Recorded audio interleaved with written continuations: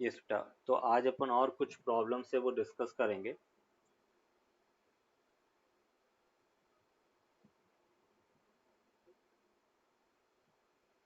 आज लेक्चर 5 है अपना, है ना।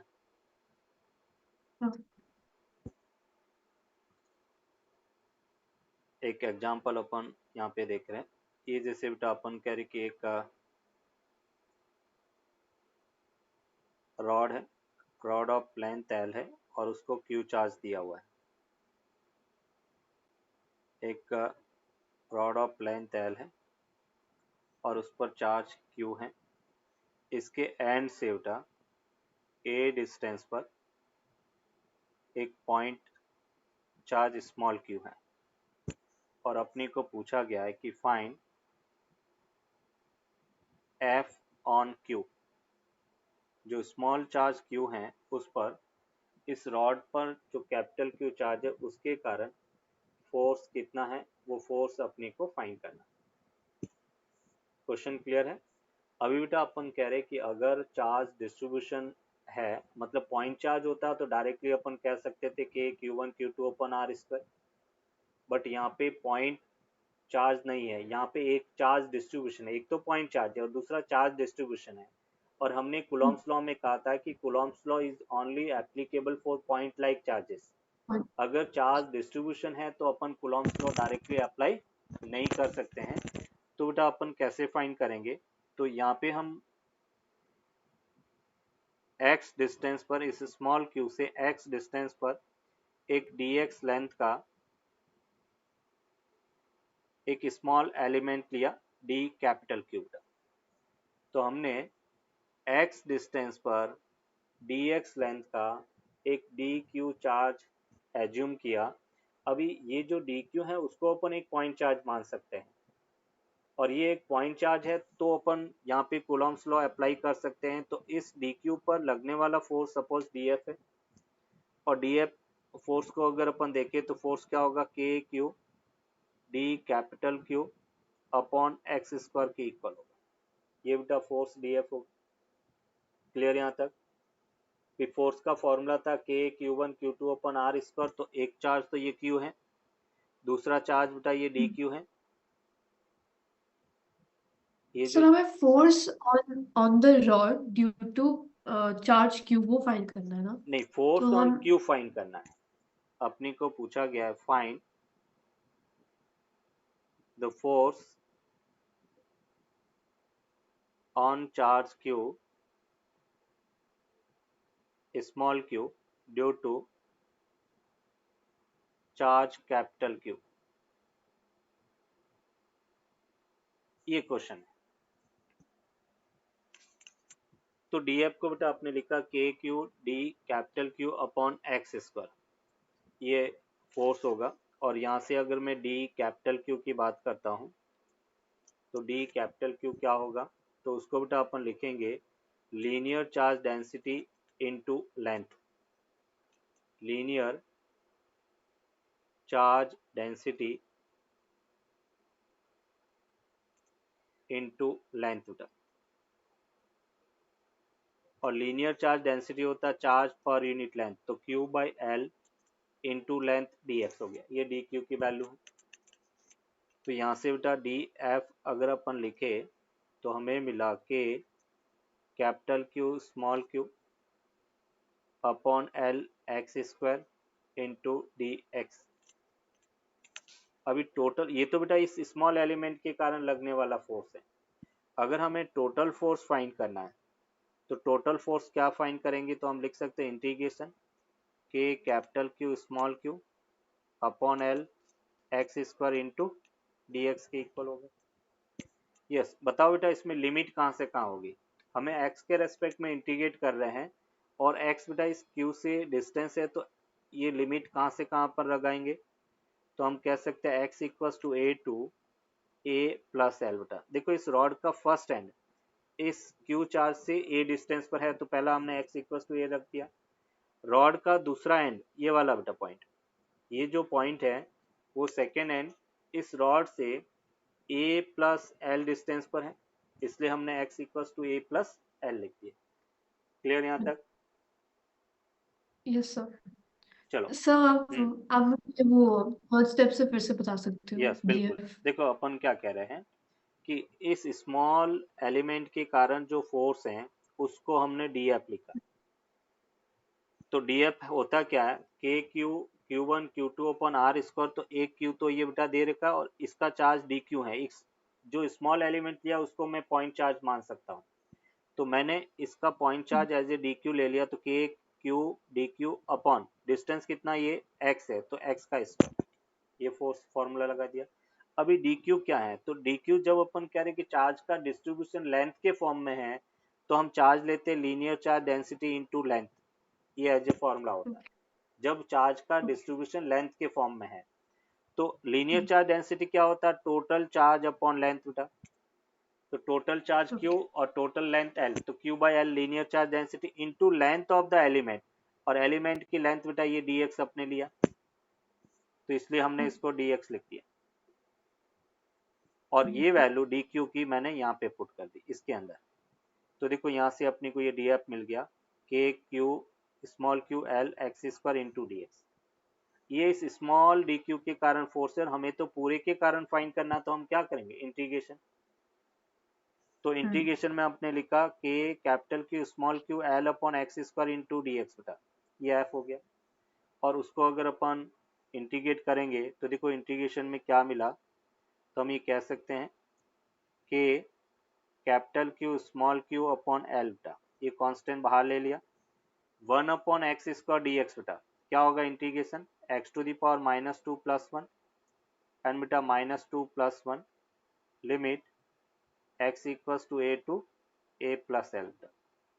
और यहाँ से हमें मिला कि capital Q small q upon l -1/x x equals to a plus L. और उसको हम लिख सकते कि capital Q upon q l, और ये अपने पास -1/a plus L minus of -1/a। और यहाँ से अपने को मिलेगा कि capital Q small q upon L 1/a -1/a plus L. और ये वैल्यू अपने को मिला कि capital Q small q upon L upper limit का a plus L minus A, और एलसीएम ले लिया a into A plus L. A से कैंसिल आउट और इस एल से एल कैंसिल आउट। तो फाइनल आंसर अपने को मिला कि capital Q small q upon A into A plus L के इक्वल होगा। ये बेटा force on small q due to capital Q होगा। तो यहाँ पे देखो वापस लिख लो, अपने को फोर्स फाइंड करना है स्मॉल क्यू पर। और स्मॉल क्यू पे फोर्स फाइंड करने के लिए हमने कहा कि रिंग है वो इनफाइनाइट स्मॉल एलिमेंट से बनी हुई है। एक एलिमेंट हमने यहाँ पे लिया तो उसके कारण, और दूसरा जस्ट इसके ऑपोजिट लिया, दोनों इक्वल एंड ऑपोजिट फोर्स है। ये वाला एलिमेंट और ये वाला एलिमेंट दोनों बेटा इक्वल एंड ऑपोजिट फोर्स लगाएंगे, मतलब एक दूसरे को कैंसिल कर रहे हैं। और इसमें अपन कह रहे हैं कि हर एलिमेंट के कोरस्पॉन्डिंग एक दूसरा एलिमेंट ऑपोजिट डायरेक्शन में प्रेजेंट है, तो नेट फोर्स इस स्मॉल क्यू पे क्या होगा, जीरो होगा बेटा। क्लियर। अभी एक तो दूसरा क्वेश्चन अपन देखते हैं इसमें। यस बेटा। सर तो फिर ऐसे स्क्वायर इक्विलैटरल ट्रायंगल और बीच में अगर वो एक चार्ज क्यू हो तो उसमें भी वो जो नेट फोर्स लगेगा वो जीरो ही होगा ना। हाँ उसमें भी नेट फोर्स जीरो होगा। वो अपन फिल की हेल्प से आगे अपन देखेंगे कि अगर कोई चार्ज, बट उसमें कंडीशन ये है कि तीनों कॉर्नर पर इक्वल चार्ज होगा तो ही फोर्स जीरो होगा। अभी जैसे इस क्वेश्चन को थोड़ा सा मैं मॉडिफाइड करता हूँ। जैसे बेटा अपन कह रहे कि ये एक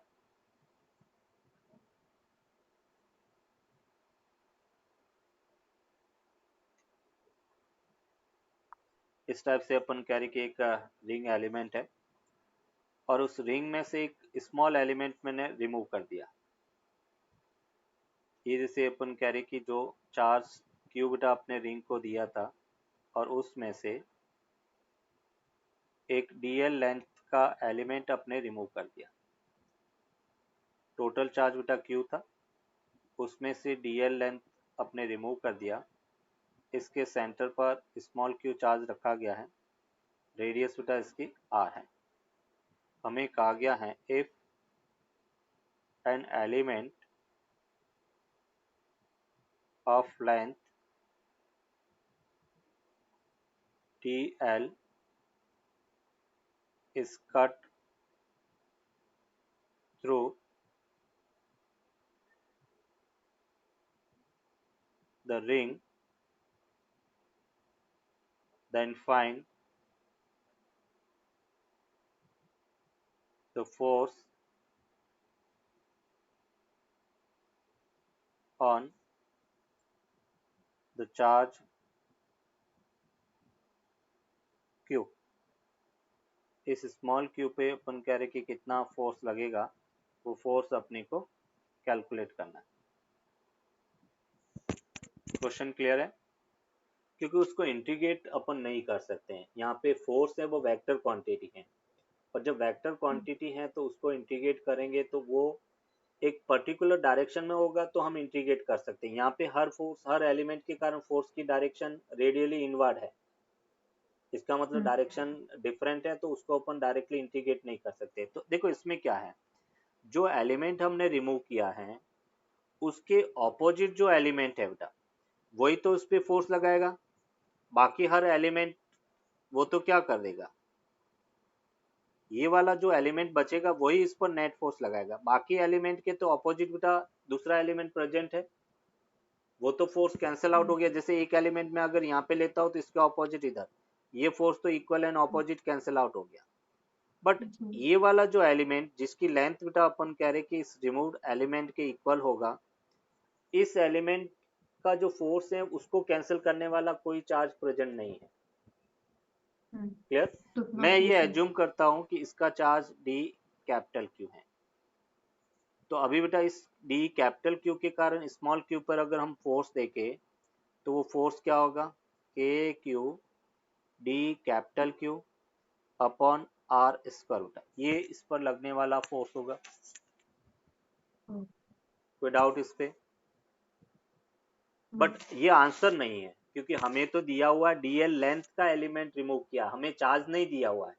तो इस डी क्यू को गिवन क्वांटिटी में अपन फाइंड करेंगे, और डी क्यू को क्या लिख सकते हैं, तो लीनियर चार्ज डेंसिटी मतलब q upon 2 pi r total length into length of the element dl. Linear charge density into length q upon 2 pi are into dl के इक्वल होगा, और ये वैल्यू इस डी क्यू की जगह बेटा अपन पुट करेंगे तो अपनी को देखो क्या मिलता है, फोर्स। तो ये बेटा अपन कह रहे कि फोर्स एफ इक्वल्स टू के small q capital Q upon 2 pi are cube into D l के इक्वल होगा। ये बेटा अपन कह रहे कि लगने वाला फोर्स है, एफ इक्वल्स टू के small q capital Q upon 2 pi are cube d l के इक्वल होगा। क्लियर? यस। अभी इसको और थोड़ा सा अपन मॉडिफाई करते हैं। एक और क्वेश्चन बेटा इससे रिलेटेड देखेंगे। ये जैसे अपन कह रहे सेम रिंग है बेटा, इस रिंग को अपने चार्ज कैपिटल क्यू लिया बेटा,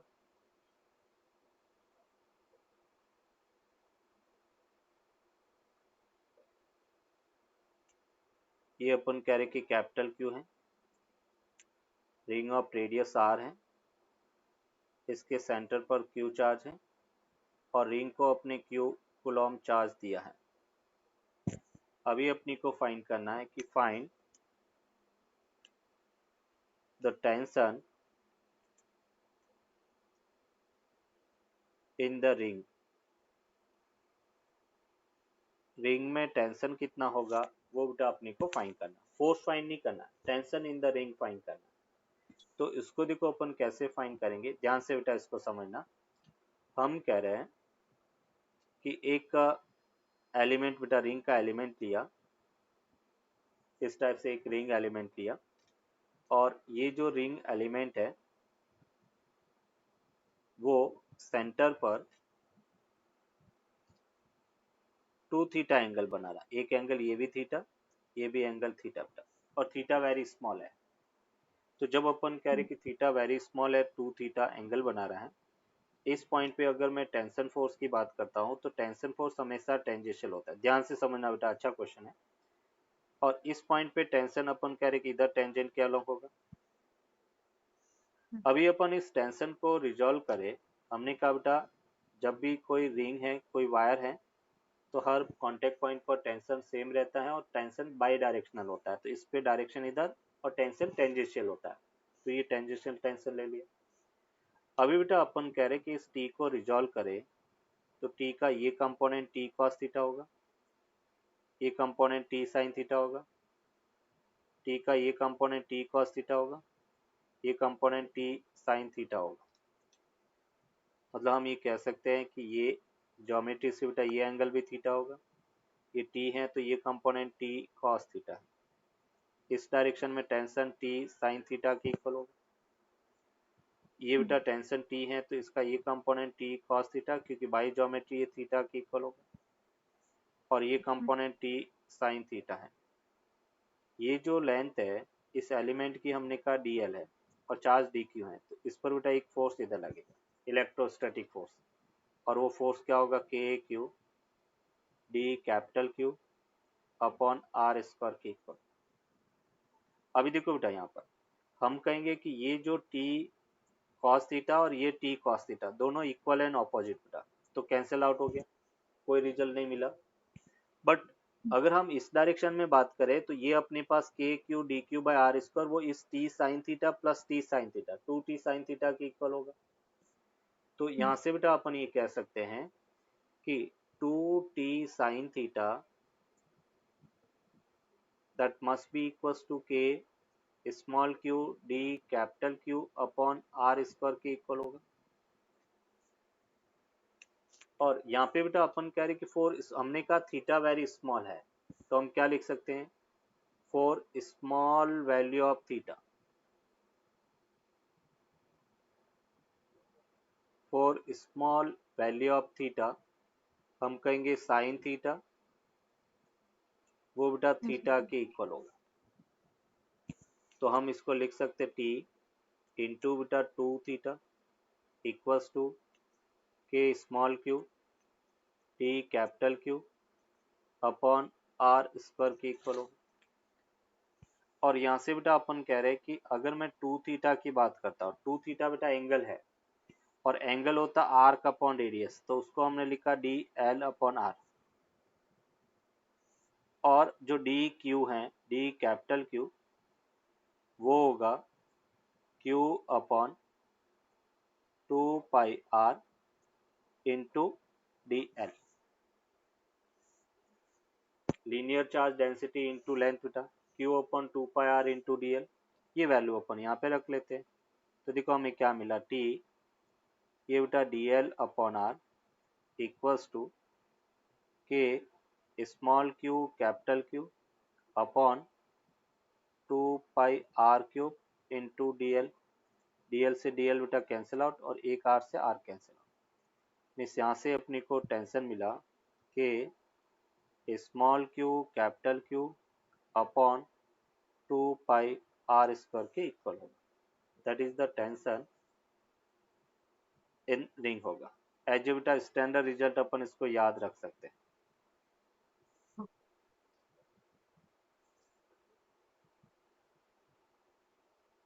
एमसीक्यू में ये क्वेश्चन पूछा जा सकता है, क्योंकि अपन कह रहे कि ये क्वेश्चन जेई में नीट में सभी जगह आ गया है, तो अभी बोर्ड में भी ये क्वेश्चन एज ए एमसीक्यू के फॉर्म में अपने को पूछ सकते हैं।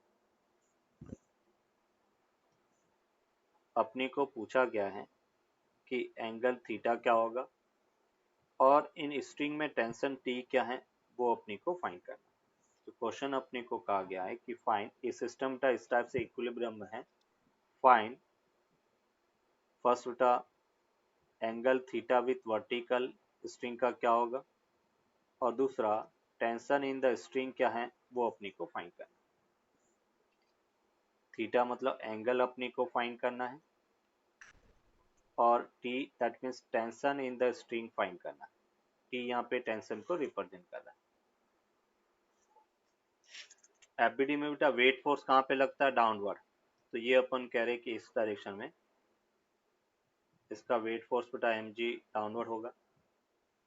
इस डायरेक्शन में अपन कह रहे हैं कि इलेक्ट्रोस्टैटिक फोर्स लगेगा, और यहाँ पे टेंशन टी है, और उस टेंशन टी को अगर रिजॉल्व करें तो एक कंपोनेंट इधर होगा और दूसरा कंपोनेंट इधर होगा। हम किसी एक जो बॉब है पेंडुलम बॉब, उस पर अपन उसकी एफबीडी टॉक कर रहे हैं, उस पर नेट फोर्स को जीरो करेंगे। ये जैसे अपन कह रहे हैं कि इस थ्रेड उसके अंदर टेंशन टी है, टी का बेटा ये कंपोनेंट क्या होगा, थीटा वाला कंपोनेंट क्या होता है बोलो,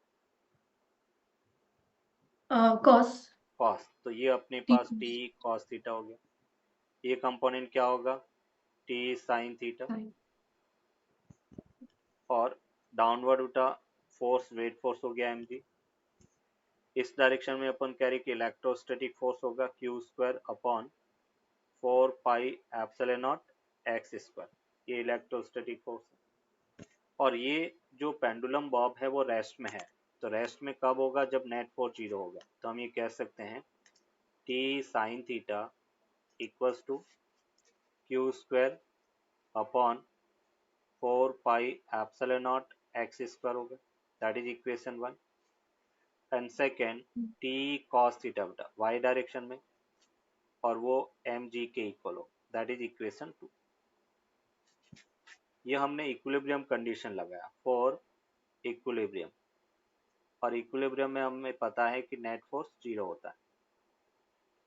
अभी बेटा अपन कह रहे कि मुझे थीटा फाइंड करना, इसमें थीटा और टी दो अननोन है। थीटा फाइंड करने के लिए टी को एलिमिनेट करना पड़ेगा, तो मैं ये कह सकता हूँ कि फ्रॉम इक्वेशन 1 डिवाइड बाई 2, और यहाँ से अपने को मिलेगा T sine theta upon T cos theta equals to Q square upon 4 pi epsilon naught x square m जी।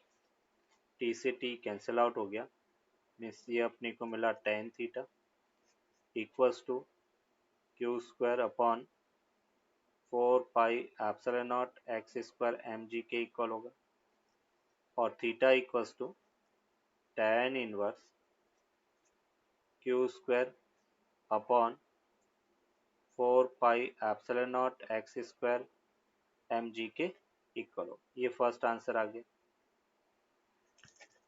दूसरा आंसर बेटा अपनी को फाइंड करना है टेंशन, और टेंशन कैसे फाइंड कर सकते हैं बेटा, इक्वेशन 1 और 2 से। बोलो, मुझे थीटा को एलिमिनेट करना है, इक्वेशन 1 और 2 में से थीटा को एलिमिनेट करके टी फाइंड करना, कैसे फाइंड कर सकते हैं,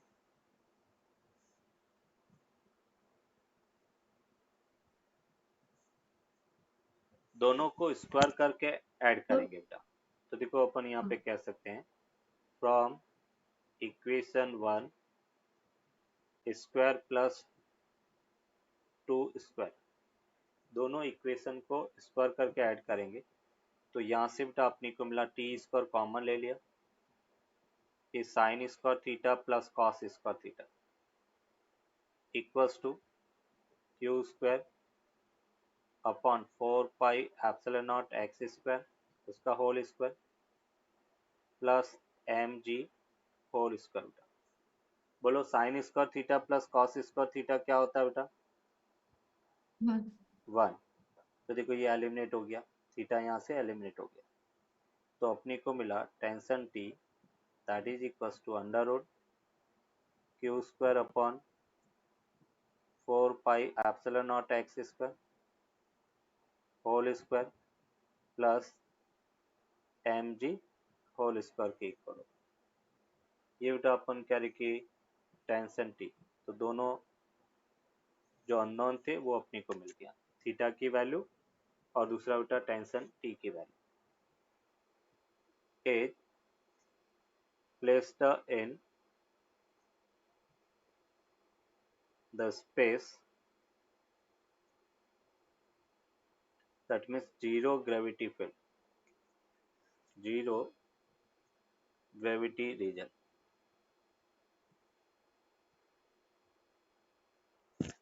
place the in the space zero gravity field, then find first angle theta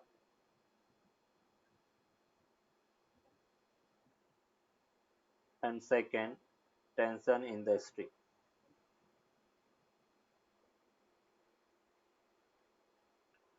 In the string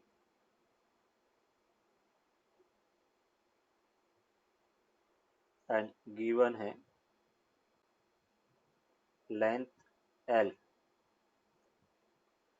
length of the string वो L है।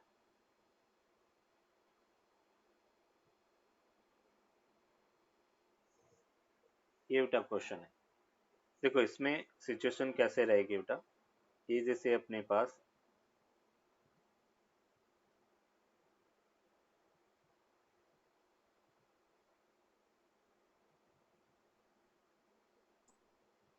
अभी जैसे थीटा मतलब mg 0 होता है, ये दोनों इस टाइप से हॉरिजेंटल हो जाएगा बेटा, दोनों पेंडुलम हॉरिजेंटल, ये बेटा लेंथ L, ये लेंथ L। हमें वर्टिकल के साथ में ये एंगल फाइंड करना था, तो ये थीटा बेटा कितना हो गया, 90 डिग्री हो गया। क्लियर? इसका यस मास m था और ये चार्ज q, इसका भी मास m और चार्ज q है। अभी बेटा अपन कहेंगे कि टेंशन इस डायरेक्शन में, अगर टेंशन की बात करें तो टेंशन T हो गया, और इस डायरेक्शन में बेटा इलेक्ट्रोस्टैटिक फोर्स होगा, और वो फोर्स क्या होगा, q square upon 4 pi epsilon not and 2L का होल स्क्वायर। मीन्स यहाँ पे अपन कह सकते हैं कि T equals to Q square upon 4 pi epsilon naught 2L square के इक्वल हो। ये टेंशन T है। T equals to Q square upon 4 pi epsilon naught 2L का होल स्क्वायर है, और जो थीटा है दैट विल बी 90 डिग्री। अभी देखो क्वेश्चन को बेटा अपने को केयरफुली रीड करना है। यहाँ पे थीटा मैंने वर्टिकल के साथ में लिया है।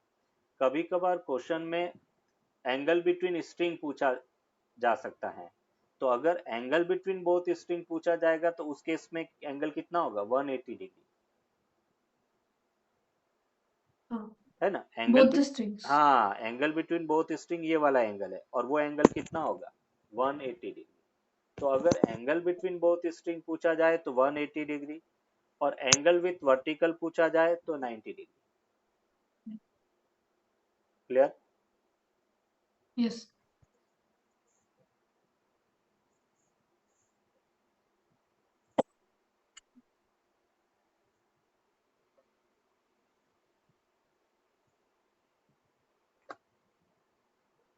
चलो तो ये बेटा अपन कह रहे हैं, एक और एग्जांपल इससे रिलेटेड अपन देखते हैं।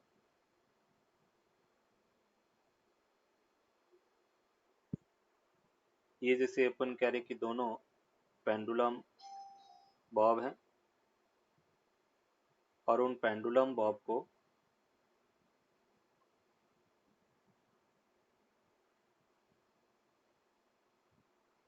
एक मीडियम में बेटा अपन इमर्स कर रहे हैं। मतलब दोनों पेंडुलम बॉब को हमने एक मीडियम में इमर्स किया।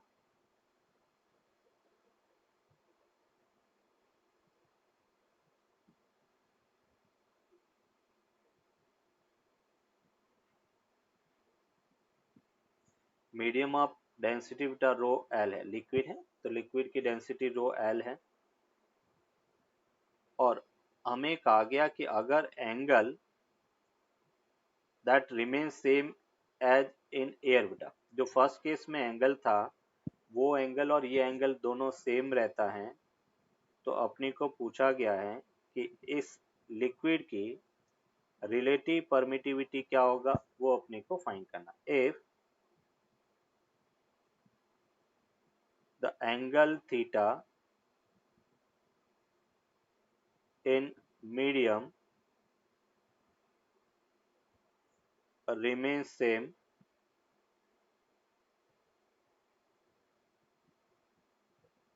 as in air, then find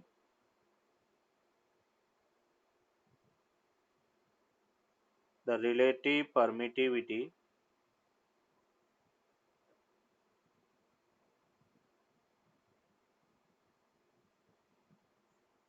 of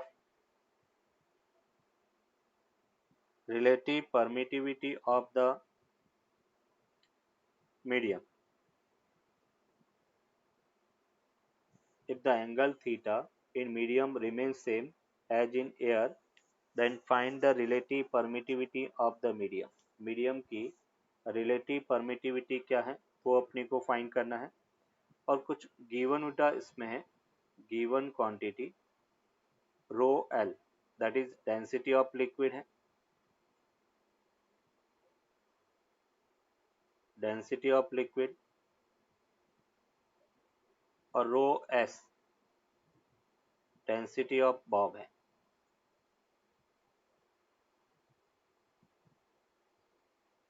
जो पेंडुलम बॉब है वो डेंसिटी है, और चार्ज अपन कह रहे कि क्यू है, ये चार्ज इस पर भी क्यू है, ये भी चार्ज क्यू है, ये बेटा अपने पास गिवन है। अपने को एप्सिलॉन आर फाइंड करना।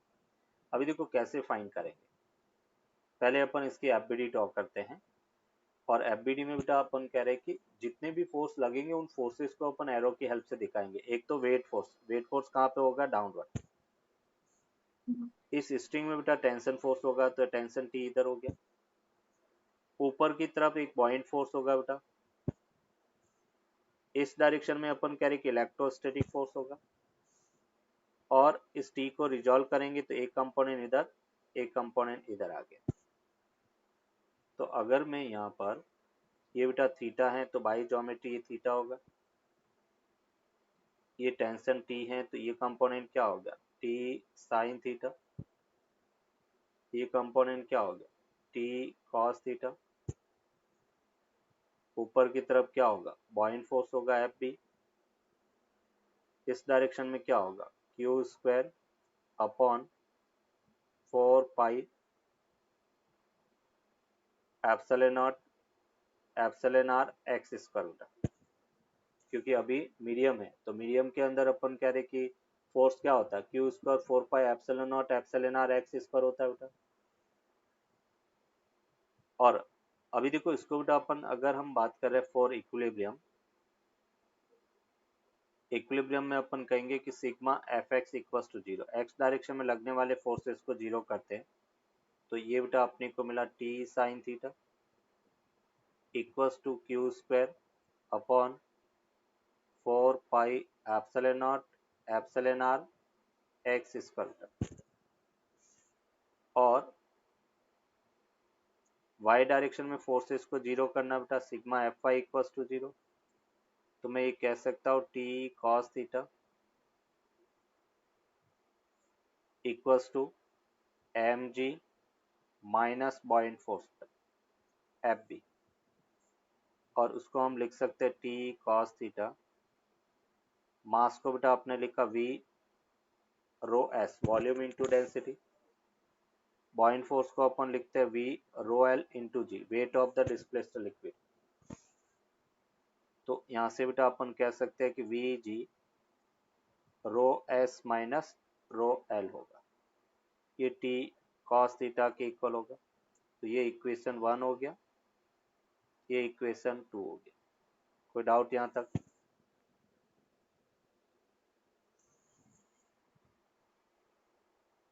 टी से टी कैंसिल आउट हो गया, तो यहाँ से हमें मिला tan theta that is equals to Q square upon 4 pi epsilon r x square V g rho S minus rho l होता, ये टेन थीटा की वैल्यू है।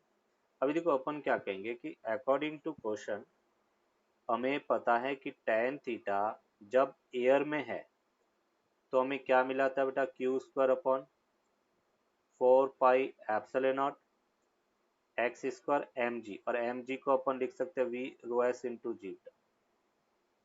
ये इक्वेशन बेटा थर्ड, और ये इक्वेशन फोर्थ, और दोनों को बेटा अपन इक्वल करेंगे क्योंकि दोनों टेन थीटा की वैल्यू है। दोनों को इक्वल किया तो यहाँ से अपने को मिला Q square upon 4 pi epsilon naught x square v rho s into g equals to q square upon 4 pi epsilon r x square vg and rho s minus rho l। तो देखो इसमें ये जैसे क्यू स्क्वायर से Q तो square cancel out. Equation yes बोलो बेटा। So equation 4 equation 4 बेटा एयर में जो अपने फाइंड किया था वहां से अपने ली हमने। ओके जो ये वाला केस देखा था ये वाला, ये tan थीटा की वैल्यू ओके है ना। क्वेश्चन हमें ये कह रहा है कि जो थीटा है वो सेम है जो एयर में था। तो यहाँ से 4 pi epsilon naught x square V जी से 4 pi epsilon naught x square V जी ये कॉमन कैंसिल आउट हो गया। मीन्स यहाँ से अपने को मिलेगा 1 upon rho s equals to 1 upon epsilon r rho S minus rho l. हमें फाइंड क्या करना, रिलेटिव परमिटिविटी। तो यहाँ से बेटा अपने को रिलेटिव परमिटिविटी एप्सिलॉन आर मिला rho S upon rho S minus rho L. As a बेटा फॉर्मूला इसको अपन याद रखेंगे जब अपन कह रहे कि लिक्विड और बॉब की डेंसिटी गिवन है तो relative permittivity rho S upon rho S minus rho L के इक्वल। अब इसको कैसे डिफाइन करेंगे, ये जैसे बेटा अपन कह रहे कि एक चार्ज पार्टिकल क्यू है और इस क्यू के सराउंडिंग रीजन में एक पॉइंट बेटा पी लिया और इस पी पॉइंट पर अगर अपन कह रहे कि एक चार्ज क्यू नॉट अपने रखा तो वो क्यू नॉट इस क्यू के कारण फोर्स एक्सपीरियंस करेगा। तो हम कह रहे हैं कि the region surrounding the given charge in which an external charge particle experience the force is called electric field of given charge। तो इसको बेटा अपन डिफाइन कैसे करेंगे, हम कहेंगे the region surrounding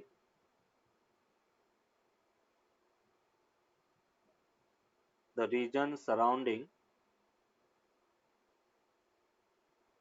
the given charge in which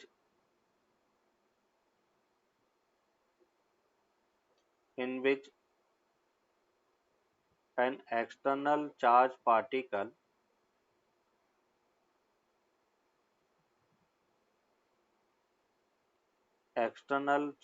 particle experience the force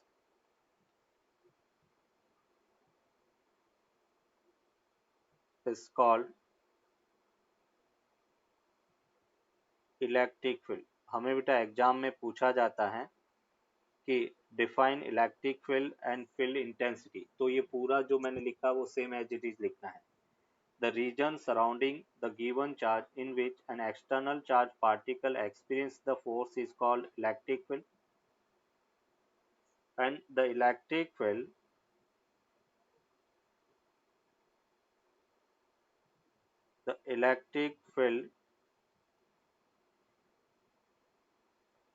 experienced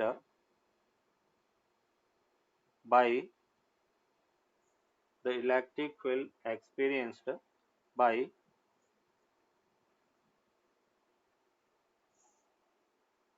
the unit positive charge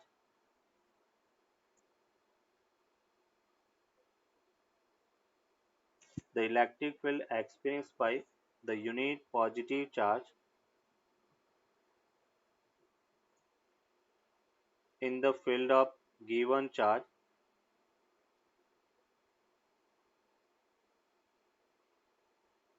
in the field of given charge is called electric field intensity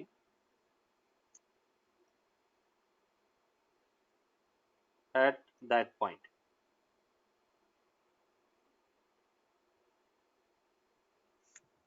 The electric field experienced by the unit positive charge in the field of given charge is called electric field intensity at that point. मतलब हम ये क्या कहेंगे कि इस charge जो capital Q है बेटा, उसके रीजन मतलब उसके सराउंडिंग किसी पॉइंट पर मैं अगर यूनिट पॉजिटिव चार्ज रखता हूँ और वो यूनिट पॉजिटिव चार्ज कितना फोर्स एक्सपीरियंस करेगा, वो उस पॉइंट पर इलेक्ट्रिक फील्ड इंटेंसिटी होगी।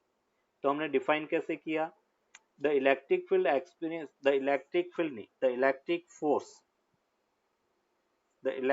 Force experienced by a unit positive charge in the field of given charge is called electric field intensity at that point।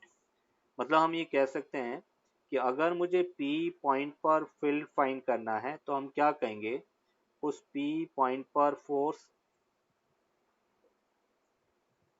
इसको बेटा अपन लिखते हैं कि EP that will be equals to limit Q naught tends to 0 और force upon बेटा Q naught होगा। ये अपन कह रहे कि मैथमेटिकल डेफिनेशन है इलेक्ट्रिक फील्ड इंटेंसिटी की। तो इलेक्ट्रिक फील्ड इंटेंसिटी को बेटा आपने लिखा limit Q naught tends to 0 F upon Q naught, ये अपन कह रहे कि इलेक्ट्रिक फील्ड इंटेंसिटी होगा। यहाँ पे जो Q नॉट है वो उसको अपन कहेंगे टेस्ट चार्ज बेटा, Q naught is the test charge है बेटा। फील्ड इंटेंसिटी को चेक करने के लिए अपन टेस्ट चार्ज यहाँ पे ले रहे हैं and test charge should be very small.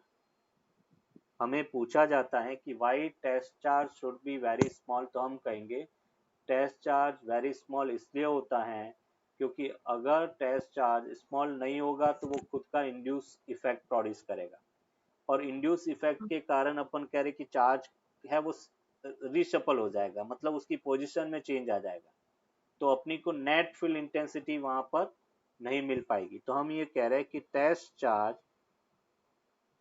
should be very small, should be very small,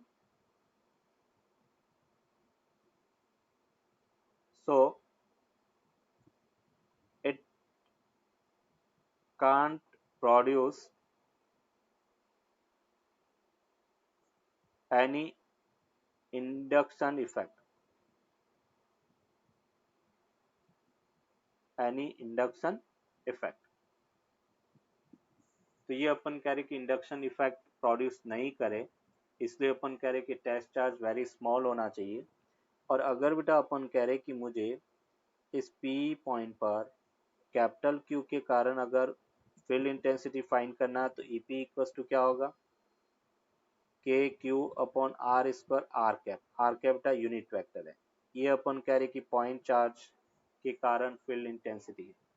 तो कोई चार्ज Q है उसके कारण स्मॉल आर डिस्टेंस पर अगर फील्ड इंटेंसिटी फाइंड करना है तो फील्ड इंटेंसिटी कैसे फाइंड करेंगे, तो A P equals to K Q by are square are cap के इक्वल होगा। A P equals to K Q upon are square R cap, इसको अपन कहेंगे electric field due to the point charge, electric field intensity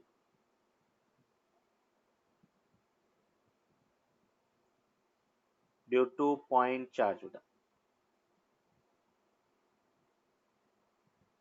electric field intensity due to point charge.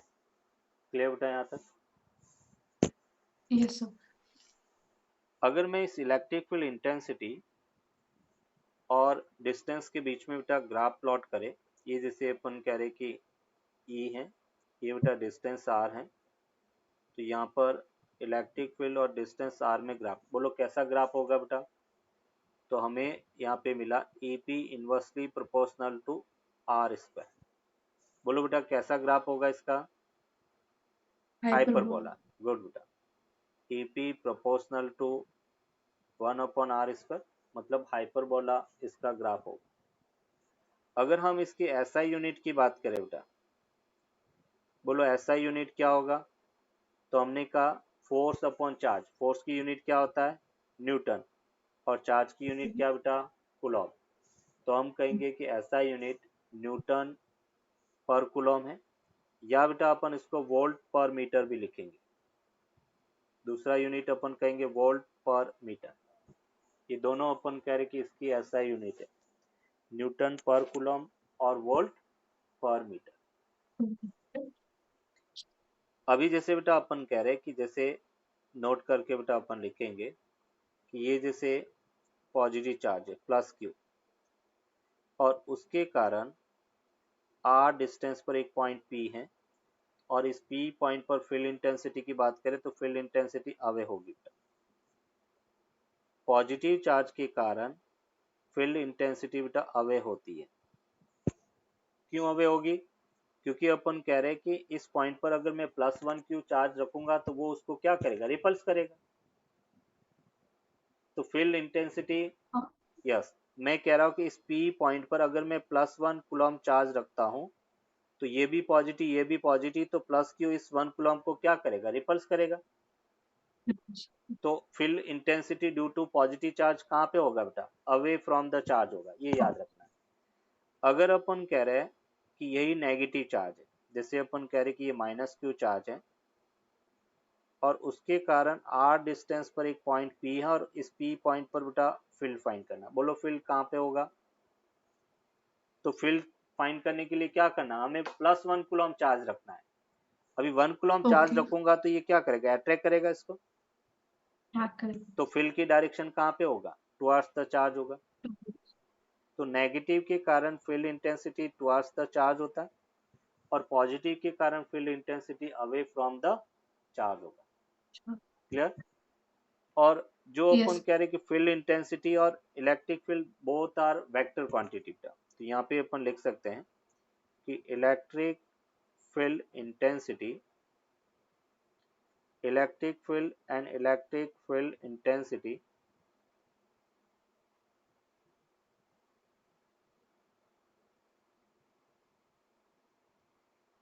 both are vector quantity.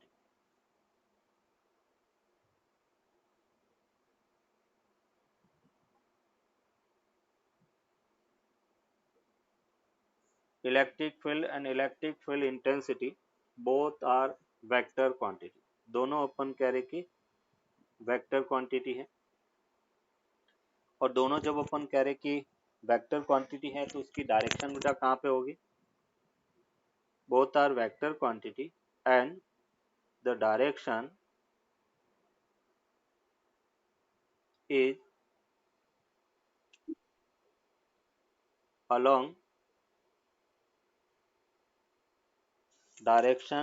along the force experienced by +1 coulomb charge beta. Direction along the force experienced by +1 coulomb charge beta. +1 coulomb charge कितना force experience करेगा, या किस direction में force experience कर रहा है, उसी direction में बेटा अपन कह रहे कि इस इलेक्ट्रिक फील्ड की डायरेक्शन होगा। क्लियर यहाँ तक? यस। थर्ड पॉइंट, ये सभी बेटा इंपॉर्टेंट पॉइंट्स है और ये प्रॉब्लम सॉल्व करने में अपने को हेल्प करेंगे। थर्ड पॉइंट बेटा क्या है कि इलेक्ट्रिक फील्ड है वो दो टाइप का होता है। तो यहाँ पे अपन कह रहे कि इलेक्ट्रिक फील्ड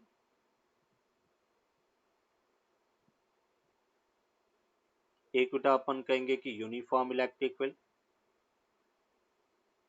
और दूसरा अपन कहेंगे नॉन यूनिफॉर्म इलेक्ट्रिक फील्ड। तो एक इलेक्ट्रिक फील्ड है uniform electric field,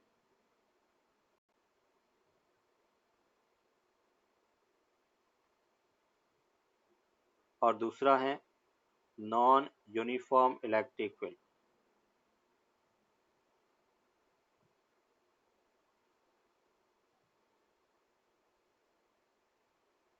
first one is uniform electric field and second one is non uniform electric field. Uniform electric field बेटा उसे कहेंगे जिसमें फील्ड लाइंस एक दूसरे से इक्वल डिस्टेंस पर रहती है। ये जैसे अपन कह रहे कि इलेक्ट्रिक फील्ड लाइंस एक दूसरे से इक्वल डिस्टेंस पर है तो उसको अपन कहेंगे यूनिफॉर्म इलेक्ट्रिक फील्ड। अगर फील्ड लाइंस में सेपरेशन मतलब गैप है वो अलग अलग है, जैसे इस टाइप से बेटा, तो ये अपने पास नॉन यूनिफॉर्म इलेक्ट्रिक फील्ड।